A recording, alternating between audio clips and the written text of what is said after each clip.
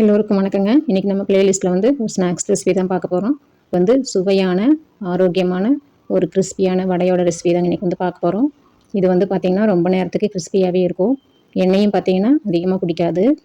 நான் வடை பருப்புன்னு சொல்லல, பட்டாணி பருப்பு அதுதாங்க எடுத்திருக்கேன்.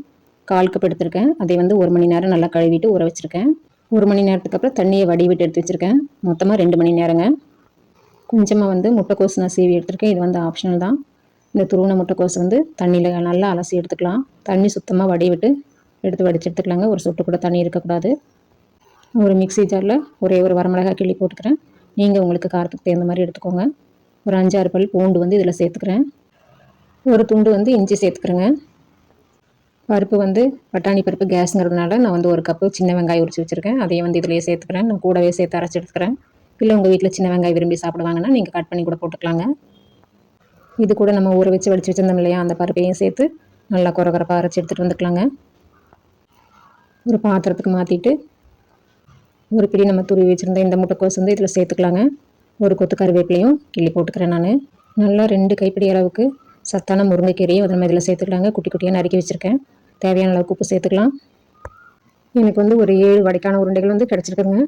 கையை ஈரம் பண்ணிவிட்டு நம்ம இப்போ வடை தட்டி போட்டுக்கலாம். 2 பக்கம் செவந்தன்னு எடுத்துருங்க. நம்மோட சுவையான கிறிஸ்பியான முருங்கைக்கீரை வடை தயார்.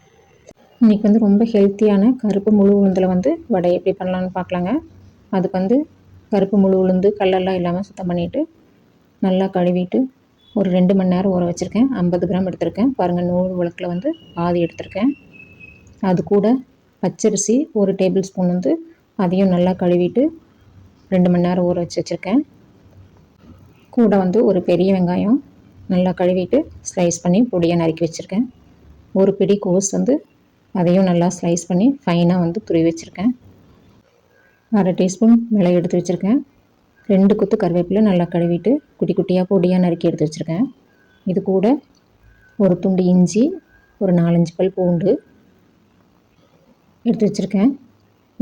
இஞ்சியும் பூண்டும் மாவோடவே சேர்த்து அரைக்கிறதுக்கு உளுந்து நல்லா அரைச்சிட்டு பச்சரிசி போட்டு அரைக்கும்போது இதை சேர்த்துக்கோங்க. வெங்காயம், முட்டைக்கோசு, கருவேப்பிலை, மிளகு இதெல்லாம் மாவு அரைச்சதுக்கப்புறம் நம்ம மிக்ஸ் பண்ணி எடுக்கிறதுக்கு குட்டி கிரைண்டரில் போட்டுக்கோங்க. இல்லைன்னா மிக்சியில் நல்லா உளுந்து நல்லா அரைச்சதுக்கப்புறம் பொது வந்ததுக்கப்புறமேலு பச்சரிசியை போட்டு அரைச்சிக்கோங்க. அது கூட இந்த பூண்டும் இஞ்சியும் சேர்த்து அரைச்சி எடுத்துக்கோங்க. மாவு அரைச்சதுக்கப்புறம் இதெல்லாம் போட்டு வெங்காயம், முட்டைக்கோசு, கருவேப்பிலை, மிளகு இதெல்லாம் சேர்த்து மாவு நல்லா மிக்ஸ் பண்ணி எடுத்துக்கோங்க.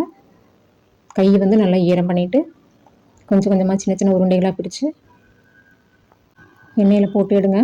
நம்ம வழக்கமாக செய்கிற மாதிரி தான். இதுக்கப்புறமேலு ஒரு பக்கம் பொன்னிறமாக வெந்தோடனே இன்னொரு பக்கம் திருப்பி போட்டு எடுத்துருங்க. எனக்கு இந்த குவான்டிட்டிக்கு மீடியம் சைஸில் 8 வடை கிடச்சிதுங்க. தேங்க்ஸ் ஃபார் வாட்சிங்.